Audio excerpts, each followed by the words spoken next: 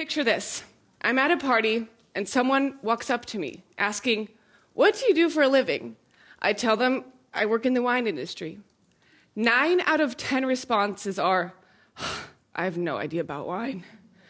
It's the oddest reaction, because I don't say, "I have no idea about medicine," when someone tells me that they're a doctor.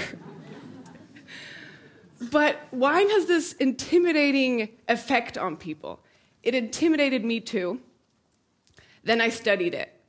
And what a surprise, studying it is not as fun as drinking it.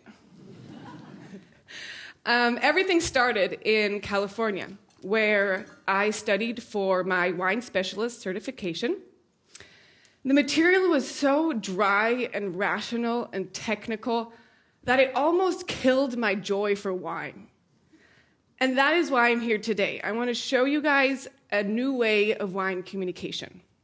Back in the days, my learning therapist discovered that I had issues remembering things. And she taught me how to memorize French formulas, maps, with colors and shapes and forms. Hence, that's still how I study today. I summarize everything and then illustrate it on my iPad. For instance, like these illustrations right here. But it wasn't only the material I struggled with. It was also how wine connoisseurs and professionals talked about wine in front of me. It's like, no, I do not get that gooseberry in that Sauvignon Blanc. And nope, I'm not detecting any hints of that dried tomato leaf in the Merlot. And I'm pretty sure you've also been in situations where wine professionals are all about, their special rarities they have in their cellars, or they talk about vintages, or they say things like, well, obviously, the Chassagne Montrachet Marquis de la Griche Premier Cru Chambertin Cru de Besse Grand Cru and Von Romanée Les Petits Monts Premier Cru was amazing.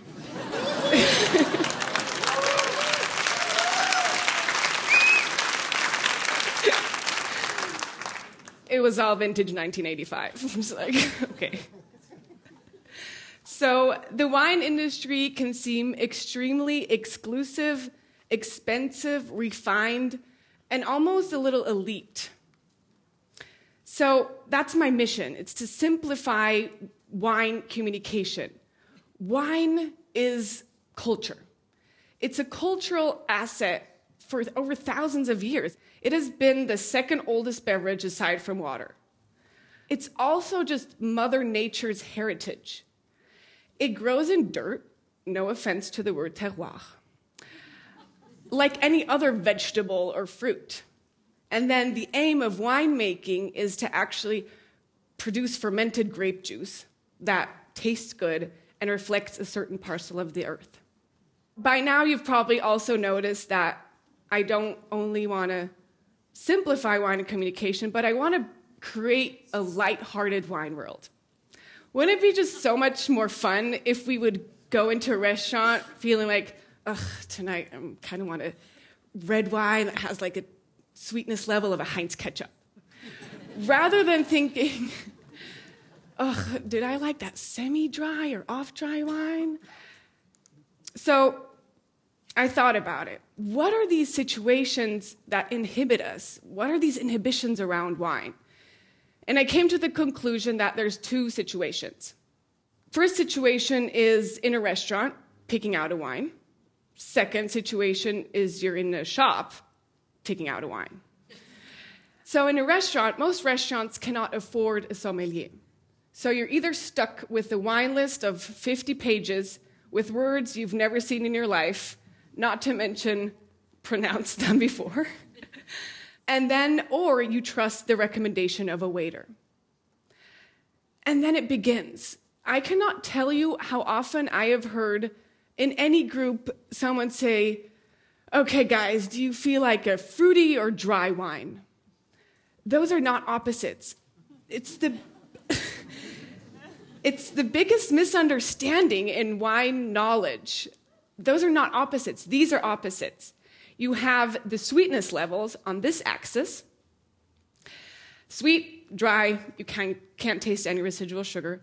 And then you have this axis where in white wines, it's minerally, that's the aroma, and then fruity, or it's earthy for red wine and fruity. And if you keep this in mind, this will help you tell your waiter what you're kind of looking for. It's like, okay, white, fruity, dry, thank you. Then, second situation, picking out a wine in a shop. So you're standing there, you have the wine shelf in front of you, there's 200 wines, you're just like, oh.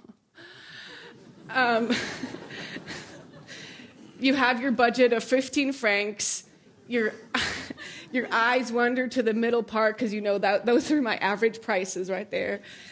And you're like, okay, love that horse.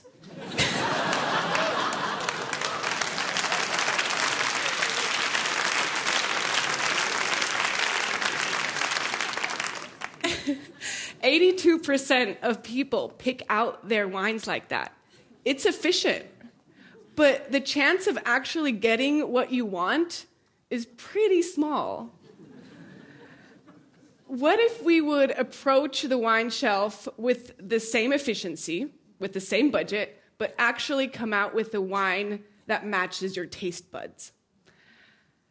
Forget everything about aromas. Wine structures.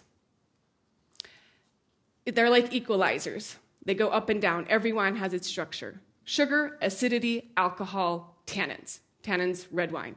It's a drying out sensation. You feel like a crisp, light white wine? You're probably enjoying acidity. So go for a Sauvignon Blanc, a Verdejo. Then you feel like a bold, powerful red wine.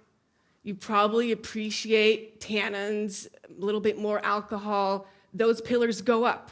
So you're looking for Malbec, Cabernet Sauvignon, or something. Just have these in mind. When picking out wine, don't forget who your drinking companions are.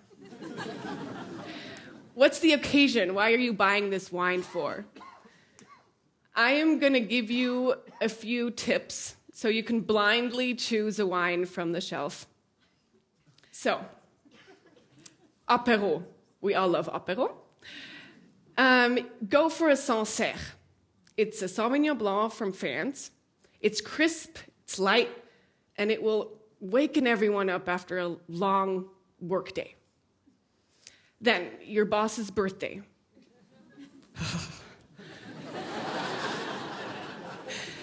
Parents-in-laws are inviting you over. Oh, God, okay. Any other scary situation. Do not bring a Burgundy or Bordeaux, because they will ask you questions. You probably won't be able to answer them and embarrass yourself.